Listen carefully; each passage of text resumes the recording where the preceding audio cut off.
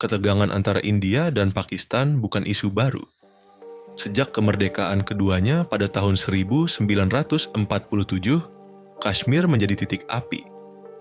Sudah 3 perang besar, ratusan bentrokan kecil, dan ribuan nyawa melayang hanya karena sepetak tanah dan ego politik.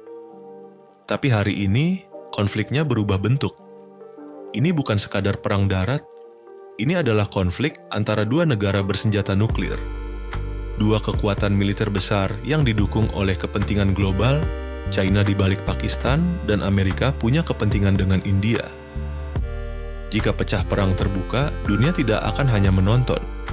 Pasar akan bereaksi, mata uang akan terguncang, dan aset digital seperti Bitcoin bisa terkena imbas besar, positif atau negatif.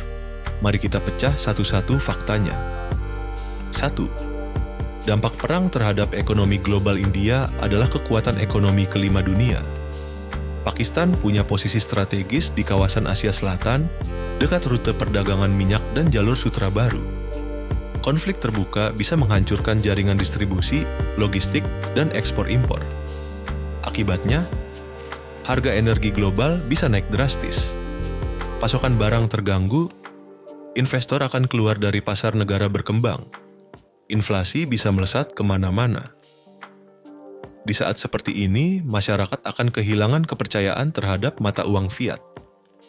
Mereka butuh pelarian, dan salah satu opsi yang mulai populer, Bitcoin. 2.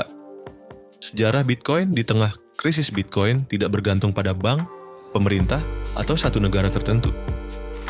Ia hidup di blockchain, terdesentralisasi, dan setiap krisis besar dalam 10 tahun terakhir, Bitcoin selalu muncul sebagai pilihan baru. Contoh, 2013, krisis Siprus. Bank ditutup, rakyat kehilangan simpanan. Harga Bitcoin melonjak dari $13 ke $260. 2020, pandemi COVID-19. Ketika bank sentral mencetak triliunan dolar, Bitcoin melesat dari $5.000 menjadi lebih dari $60.000. 2022, Perang Rusia-Ukraina. Warga Ukraina dan Rusia menggunakan Bitcoin untuk menyelamatkan uang mereka saat sistem bank dibatasi. 3. Jika India-Pakistan berperang, apa yang terjadi dengan Bitcoin? Kemungkinan 1. Permintaan melonjak. Orang lari dari rupiah dan mata uang lokal. Mereka beli dolar, emas, atau Bitcoin. Harga Bitcoin bisa naik karena dipercaya sebagai alternatif. Kemungkinan 2, pemerintah membatasi akses. Bursa kripto ditutup. Internet dibatasi. Transaksi kripto dilarang sementara. Harga Bitcoin bisa anjlok karena panic sell dan ketakutan. Kemungkinan 3, negara lain ikut campur. China, ASEAN, Rusia, semuanya punya kepentingan. Jika konflik ini menyebar secara politik, pasar global bisa masuk krisis. Dan Bitcoin bisa jadi aset krisis baru, seperti emas digital. 4. Tapi Bitcoin juga punya risiko. Bitcoin bukan pelindung sempurna. Ia sangat volatil, bisa naik 20%, lalu turun 30% dalam seminggu. Akses terhadap wallet dan jaringan blockchain bisa terputus kalau internet dibatasi.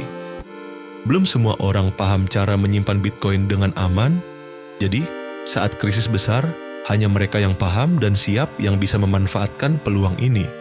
5. Inti masalahnya, siapa yang siap dengan dunia baru? Dunia sedang berubah cepat. Bukan lagi siapa punya senjata paling kuat, tapi siapa yang menguasai data, teknologi, dan uang digital. Perang India dan Pakistan hanyalah satu dari banyak pemicu. Hari ini Kashmir, besok bisa Taiwan, Laut Cina Selatan, atau Timur Tengah. Dan setiap konflik itu membawa satu sinyal. Kita butuh sistem keuangan yang tidak bisa dikontrol oleh pemerintah.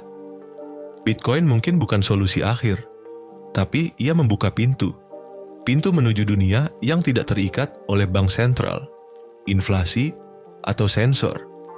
Penutup, jadi jika perang benar-benar pecah, dunia mungkin akan terbagi antara mereka yang panik dan mereka yang sudah siap, antara mereka yang masih simpan uang di bank dan mereka yang sudah beralih ke blockchain. Pertanyaannya sekarang, Kamu di pihak yang mana?